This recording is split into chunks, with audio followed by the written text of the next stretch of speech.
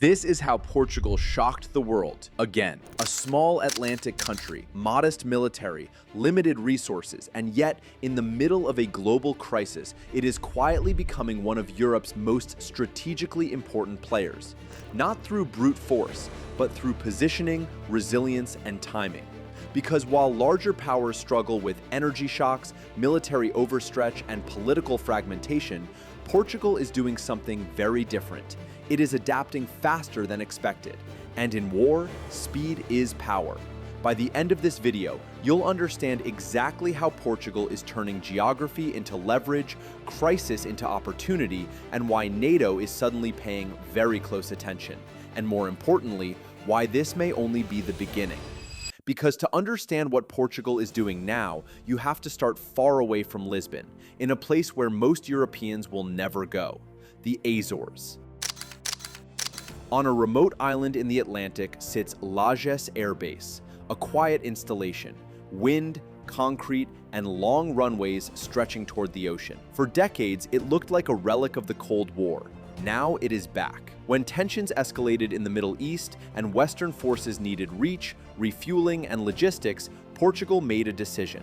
It allowed the United States to use Lajes as a critical staging point for operations. That single decision says everything. Portugal is not trying to dominate. It is positioning itself where dominance passes through. And this is the core thesis of the entire story. Portugal is turning itself into a strategic hinge between continents, alliances, and supply chains, and doing it just as the world becomes more unstable. But geography alone is not enough, because geography gives you potential.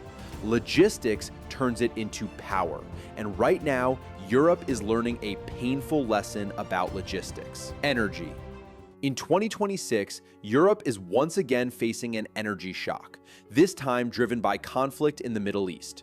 Oil prices are volatile, gas markets are tense, entire economies are slowing down. Portugal should be vulnerable. It imports energy, it depends on global stability. But here's the twist, it isn't collapsing, it's holding. Even as growth forecasts are cut and uncertainty rises, Portugal is relatively insulated compared to much of Europe, largely because of one factor: renewables. In early 2026, nearly 80% of its electricity came from renewable sources. That changes everything. While other countries scramble for gas shipments and emergency subsidies, Portugal has breathing room. Not immunity, but time. And in geopolitics, time is the most valuable resource of all, because time allows preparation. And Portugal is using that time to do something else that few expected. It is rearming, quietly, deliberately, and faster than before. Over the past few years, Portugal has begun increasing defense spending, aiming for 2% of GDP and planning even higher long-term commitments aligned with NATO expectations. That alone is not shocking. Many European countries are doing the same. What is different is how Portugal is doing it. Instead of chasing prestige systems or headline weapons, it is focusing on integration, transport aircraft, logistics platforms, light attack capabilities, interoperability with allies. This is not a military designed to fight alone. It is a military designed to plug into something bigger, NATO. And NATO is paying attention. In early 2026, senior alliance officials emphasized Portugal's growing importance in innovation, cooperation, and strategic positioning within the alliance structure. Because Portugal sits at a critical junction: Atlantic routes, transatlantic reinforcement, maritime security, access to Africa, access to Europe. If you move troops, fuel, or equipment across the Atlantic, Portugal is on the map. And that brings us to a turning point. For years, Portugal was seen as a peripheral player. That perception is now outdated, because the nature of war is changing. It is no longer just about front lines. It is about networks, supply chains, air corridors, ports, data links, industrial capacity. And in that kind of war, Portugal becomes far more valuable than its size suggests. But here's where the story gets even more interesting. Because Portugal is not just preparing to receive power, it is starting to produce it. Not at the scale of major powers, not yet, but enough to matter. Between 2022 and 2025, Portugal's exports of military-related goods grew rapidly by roughly 77%. Still small in absolute terms, less than 1% of total exports, but growth is the signal. And the most striking part? Drones. From almost nothing just a few years ago, drones now make up over 20% of Portugal's military-related exports. That is not accidental.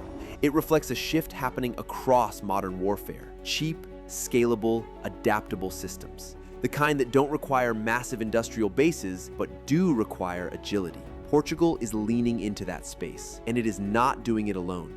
It is tying its defense industry into European funding systems, NATO requirements, and joint production initiatives. That means something very important. Portugal is embedding itself into the supply chains of future wars, not as a leader, but as a node, reliable, flexible, connected. And that may be even more valuable. Because in coalition warfare, the strongest player is not always the one with the most weapons. It is the one others depend on. Now here's the question that changes everything. If Portugal is becoming more important, why is it still so overlooked? This is the midpoint of the story, and the answer is not obvious. Because Portugal still faces real constraints. Its military is small, around 20,000 personnel. Its budget, while growing, is limited.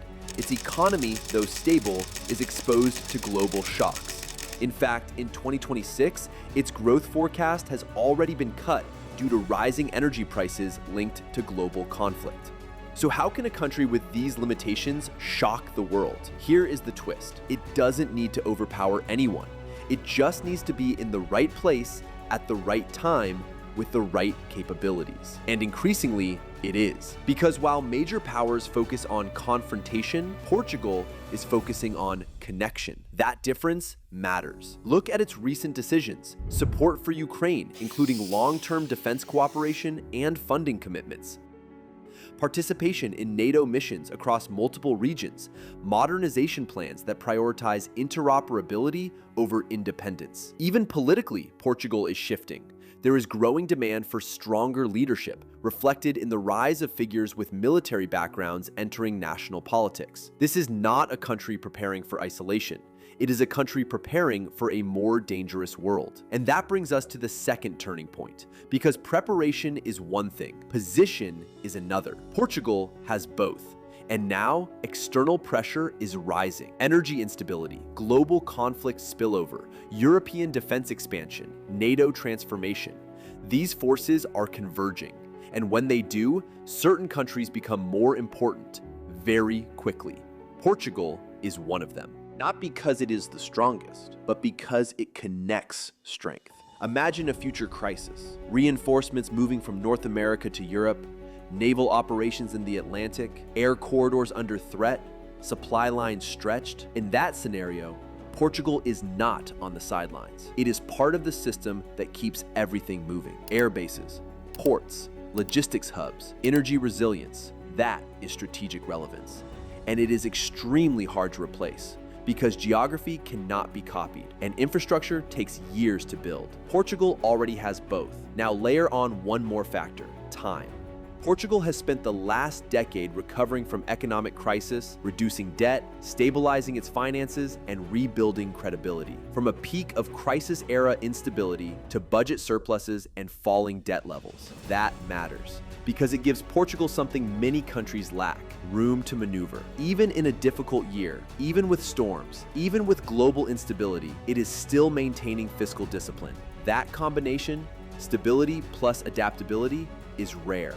And in geopolitics, rare combinations tend to become decisive. So now we zoom back to the Atlantic, back to that runway in the Azores. Imagine a transport aircraft landing at night, cargo inside, fuel, equipment, maybe troops. It stops briefly, refuels, moves on. That moment is invisible to most people, but it represents something much bigger: a network, a system, a chain that connects continents. And Portugal is part of that chain, quietly, consistently, and increasingly critically. So what does this mean going forward? For NATO, it means Portugal becomes more than a peripheral ally.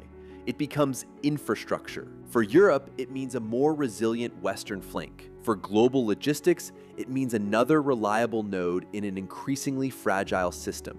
And for Portugal itself, it means responsibility, because strategic relevance comes with pressure, more expectations, more commitments, more exposure. The same geography that creates opportunity also creates risk, especially in a world where supply lines are targets, where energy systems are weaponized, where alliances are tested. Portugal is stepping into that world, carefully but decisively. And that brings us back to the beginning. Portugal shocked the world once through exploration, once through empire. Now it is doing it again, not with fleets of caravels, but with logistics corridors, energy resilience, and alliance integration. No headlines, no spectacle, just positioning. And in modern warfare, positioning is everything, because the next major conflict may not be decided by who fires the first shot, but by who can sustain the fight the longest, who can move faster, who can supply deeper, who can adapt quicker. Portugal is not trying to be the strongest player on the board. It is becoming one of the most useful, and in a system under stress, that might be even more powerful. The real question is not whether Portugal matters now, it's how much more it will matter when the next crisis hits.